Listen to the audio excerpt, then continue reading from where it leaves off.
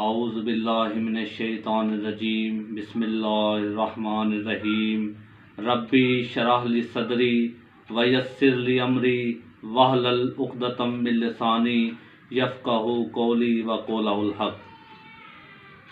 سامعین گرامی، ہم نے ایک سلسلہ شروع کیا ہے جس میں ہم امام حسین علیہ السلام کے خطبات اردو زبان میں آپ احباب تک پہنچائیں گے، اور یہ ترجمہ، یہ کتاب ہے خطبات فرمودات و مکتوبات حسین ابن علی مدینہ تا کربلا، محمد صادق نجمی صاحب۔ یہ کتاب آپ دیکھ سکتے ہیں، اور بہتر ہے کہ آپ لوگ اس کتاب کو خریدیں اور اسے پڑھیں۔ تو اس میں جو پہلا خطبہ آپ نے مدینہ کے گورنر کے دربار میں دیا، ولید ابن عتبہ، اس کا ہم ذکر کریں گے۔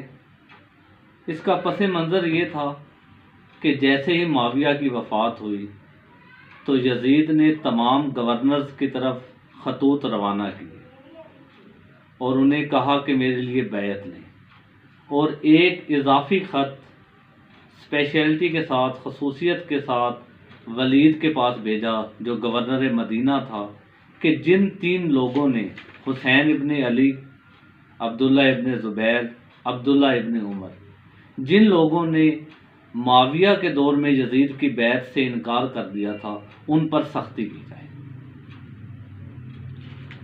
ماہ رجب کے نصف میں جب معاویہ فوت ہوا، یزید نے برسر اقتدار پہ آتے ہی جب ایک پہلا خط ولید کی طرف روانہ کیا تو ولید نے خط ملتے ہی امام حسین علیہ السلام کو طلب کیا، اور جب پیغام امام حسین علیہ السلام کی خدمت میں پہنچا تو آپ کے ساتھ عبداللہ ابن زبیر موجود تھے۔ امام نے فرمایا کہ اس وقت جو بلایا گیا ہے، مجھے لگتا ہے کہ ان کا بادشاہ فوت ہو گیا ہے، یزید برسر اقتدار آ چکا ہے، اور ہمیں اسی بیعت کے لیے طلب کیا گیا ہے۔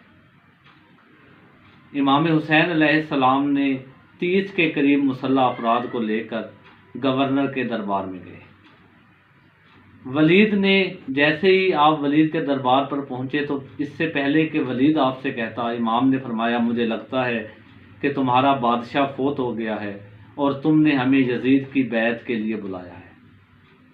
ولید نے اسبات میں سر ہلایا کہ بالکل ایسے ہی ہے، ہمارا بادشاہ معاویہ فوت ہو چکا ہے، یزید برسر اقتدار آ چکا ہے، اور آپ یزید کی بیعت کریں۔ امام نے فرمایا کہ اس وقت بیعت کرنے سے نہ تمہیں کوئی فائدہ ہوگا اور نہ تمہارے بادشاہ کو کوئی فائدہ ہوگا، بہتر ہے کہ ہم اپنا فیصلہ دن کی روشنی میں کریں۔ ولید نے امام حسین علیہ السلام کے بات سن کر تسلیم کر لی، لیکن وہاں پر اسی وقت موجود تھا مروان ابن حکم۔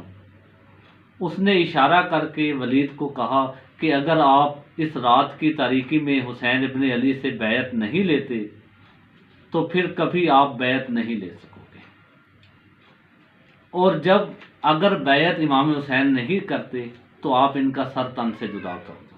جیسے ہی آپ نے یہ دیکھا تو آپ نے فرمایا، اے زرقا کی اولاد، کیا تو مجھ سے بیعت لے گا یا ولید؟ اور امام حسین علیہ السلام نے وہاں ایک تاریخی خطبہ دیا، اور جس میں آپ نے حق و باطل کا معیار کیا۔ ہم انشاءاللہ اسی کا اردو ترجمہ پڑھیں گے۔ امام نے فرمایا، اے امیر، ہم خاندان نبوت اور معدن رسالت ہیں، ہمارے گھروں پر فرشتوں کی رفت و آمد رہا کرتی ہے، اور ہمارے خاندان پر اللہ کی رحمتیں نازل ہوتی ہیں۔ اللہ تعالیٰ نے اسلام کو ہمارے گھرانے سے شروع کیا، اور آخر تک ہمیشہ ہمارا گھرانہ اسلام کے ہمراہ رہے گا۔ اس پہلے حصے میں خطبے کے امام حسین علیہ السلام نے اپنا اور اہل بیت کا تعارف کروایا کہ ہم لوگ کون ہیں، ہماری ذمہ داری کیا ہے، ہماری اللہ کی طرف سے فضیلت کیا ہے۔ اور دوسرے حصے میں فرمایا، لیکن یزید جس کی بیعت کی تم مجھ سے توقع کر رہے ہو، اس کا کردار یہ ہے کہ وہ شراب خوار ہے، بے گناہ افراد کا قاتل ہے، اس نے اللہ تعالیٰ کے احکام کو پامال کیا اور برسر عام فسق و فجور کا مرتکب ہوتا ہے۔ اور امام نے فرمایا، مجھ جیسا شخص کسی صورت اس جیسے کی بیعت نہیں کرے گا۔ اب ہم اور تم دونوں آنے والے وقت کا انتظار کرتے ہیں اور دیکھتے ہیں کہ ہم میں سے کون خلافت اور بیعت کا زیادہ مستحق ہے۔ امام حسین علیہ السلام نے جب یہ خطبہ دیا تو دربار میں شور و غل مچ گیا، اور امام حسین علیہ السلام کے ساتھ جو 30 کے قریب مسلح افراد تھے وہ دربار میں داخل ہو گئے، اور ولید اور مروان کی جو سازش تھی کہ امام حسین علیہ السلام کو قتل کر دیا جائے وہ کامیاب نہ ہو سکی۔ سامعین گرامی، یہ انشاءاللہ سلسلہ چلتا رہے گا۔ اس سلسلے کی آج یہ پہلی گفتگو تھی۔ انشاءاللہ دوسرا جو آپ نے مروان کے ساتھ امام حسین علیہ السلام کی گفتگو ہوئی وہ انشاءاللہ ہم اگلی مرتبہ اس کی ریکارڈنگ کریں گے۔ شکریہ۔